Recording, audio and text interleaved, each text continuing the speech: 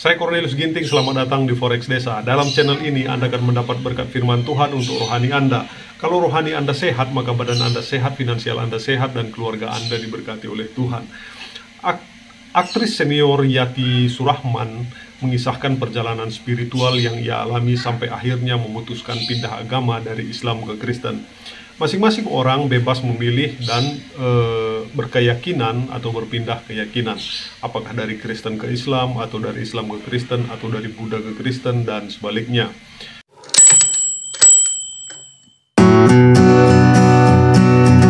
Seperti dilansir dari CNN Indonesia, aktris senior Yati Surahman mengisahkan perjalanan spiritual yang ia alami sampai akhirnya memutuskan pindah agama dari Islam ke Kristen.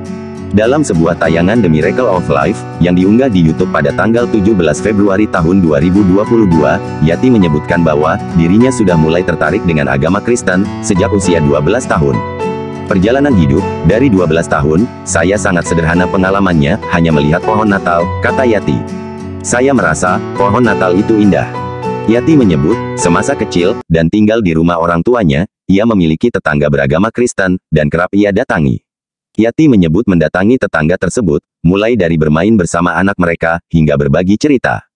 Ketika tetangganya itu merayakan Natal, dengan memasang pohon cemara hidup yang dihias lampu, dan aksesori, Yati merasa takjub, senang, namun sekaligus sedih. Saya punya kesedihan, karena saya anak pertama, waktu itu adik saya baru 5, sekarang 8, jadi selalu yang diberikan tanggung jawab itu, saya, kata Yati. Seiring waktu berjalan, Yati merasa lebih penasaran dengan Natal. Hingga pada suatu kali, ia memberanikan diri, meminta ikut kepada tetangganya tersebut, kala akan ke gereja. Permintaan Yati sempat ditolak oleh tetangganya itu, lantaran bocah tersebut berasal dari keluarga Muslim, yang taat.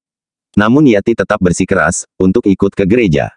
Dari sanalah, saya belajar, dan setelah itu saya minta baptis, kata Yati. Saya memang belum berani, untuk mengakui saat itu, sampai sekolah selesai, sampai saya sudah di film, saya masih belum mengakui, kalau saya ikut Yesus, lanjutnya. Yati menyebut dirinya, sempat mempertanyakan soal keyakinannya kepada orang tuanya. Ia mengaku pernah hatam Al-Quran, namun dirinya tak memahami kitab suci tersebut, karena tak memiliki terjemahan. Ketika Yati mempertanyakan hal tersebut kepada orang tuanya, ia justru diminta hanya mengikuti, dengan alasan agama Islam keluarganya itu adalah agama warisan. Yati juga menyebut mempertanyakan, mengapa keluarganya yang dikenal, dan menganggap diri sebagai penganut yang taat, tapi, saling menyakiti. Misalnya, si Anu punya istri lagi. Atau istrinya nyeleweng. Apa begitu yang diajarkan, kata Yati.